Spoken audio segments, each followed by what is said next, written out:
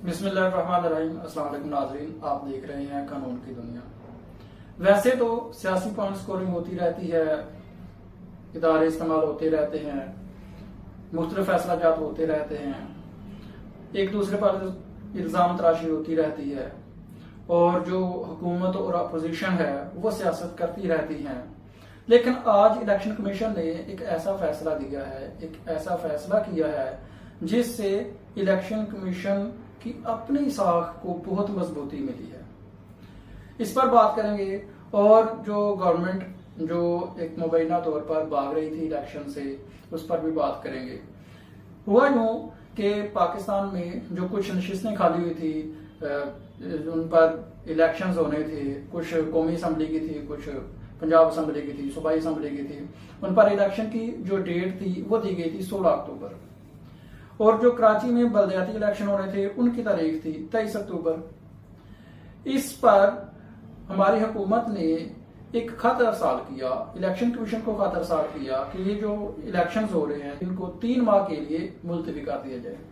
जबकि दूसरी तरफ पीटीआई इन इलेक्शंस की तैयारी भरपूर तरीके से कर रही है। उन्होंने जलसों के आगाज भी कर दिए गए। इस सिनेरियो में इलेक्शन कमीशन ने खत वसूल होने पर, जिसमें गवर्नमेंट ने ज़ाहिर सी बात है अपनी कुछ वजूहत दी होंगी, गवर्नमेंट की तरफ से उस खत में कोई वजूहत दी गई होंगी, कोई सैलाब की दी गई होंगी, कोई मैशत की दी गई होंगी, कोई पॉलिसीज की दी गई होंगी, वगैरह वगैरह, कुछ ना कुछ तो वजूहत होंगी ना।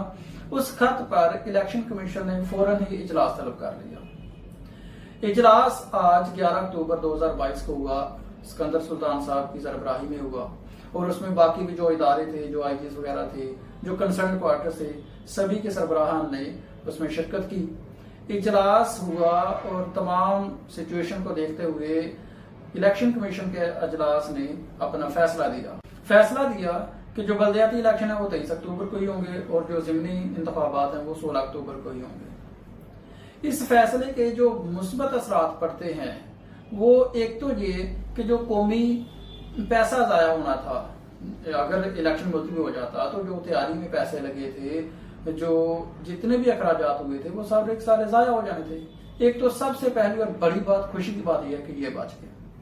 और दूसरी बात यह है कि जो इल्जाम लगते हैं इलेक्शन कमीशन पर इमरान खान साहब की जानिब से कि ये बाइस्ड है, ये नून लीग के घर का कमिश्नर वगैरह वगैरह के इल्जाम, उसको भी दूर करने की कोशिश की गई है आज इलेक्शन कमीशन की तरफ से। और जो एक पॉजिटिव जो इंटरफेस है वो अवाम की नजर में, लोगों में, पब्लिक में गया है इलेक्शन कमीशन का। गो के इसमें कोई शक नहीं कि इदारे अपना अपना काम करते हैं, लेकिन ये जो सियासी पॉइंट स्कोरिंग के लिए इल्जाम तराशी होती है, मैं उसकी बात कर रहा हूँ। उसके बाद अगर हम गवर्नमेंट की तरफ से देखें तो ये, अगर हम सियासी पॉइंट ऑफ व्यू से देखें, गवर्नमेंट की शायद एक चाल देखें तो ये थी कि ये देखें जी, इलेक्शन कमीशन ने हमारी बात नहीं मानती, ये तो कहते हैं इलेक्शन कमीशन इनका है, तो हमने कहा था 3 महीने इलेक्शन लेट करें, उसने हमारी बात नहीं मानी। तो एक ये सियासी अगर हम बात करें तो ये है। अगर हम लीगल बात करें तो मुझे नहीं समझ आती कि जब गवर्नमेंट इनकी, जब इदारे इनके पास हैं, जब एजेंसीज इनके पास हैं, जब महंगाई इन्होंने कम कर दी है, जब डॉलर का रेट कम नीचे आ गया है, तो फिर क्यों गवर्नमेंट 3 महीने इलेक्शन को डिले करना चाहती थी? जबकि आपके पास तो प्राइम टाइम है, आप आए, आपने महंगाई कम की है, आपने मुल्क की तकदीर बदली है, आप मैदान में आए, अवाम में जाएं, अवाम के पास जाकर अवाम को बताएं कि ये देखें हमने अवाम की, आपकी तकदीर बदल दी है, आप हमें दोबारा से मुंतखब करें। पीटीआई की जो ऑडियो लीक्स के बाद भी जो एक मकबूलियत में थोड़ी बहुत कमी हुई है, लोगों को दिलों में तज़बज़ब का कुछ अंसर पाया जाता है, उसका फायदा उठाएं, आप मैदान में आए, आप उनको बताएं कि ये तो सारे फ्रॉडिये थे, ये ऑडियो लीक्स देखें, ये आप इनकी साइफर की लीक्स देखें, आप इनके झूठे वादे देखें, झूठी तसल्लियां देखें, 3 सालों की, 3.5 सालों की कारकर्दगी देखें और आप हम पर एतमाद करें, क्योंकि ये देखें हमने आते ही 6 महीनों में अवाम की, कौम की तकदीर बदल दी है। तो ये होना चाहिए था। इस पर इलेक्शन कमीशन ने बड़ा अच्छा फैसला किया कि आप आए मैदान में, आप जो सियासी और पॉइंट स्कोरिंग करते रहते हैं, मैदान में आए, अपना आप शो करें।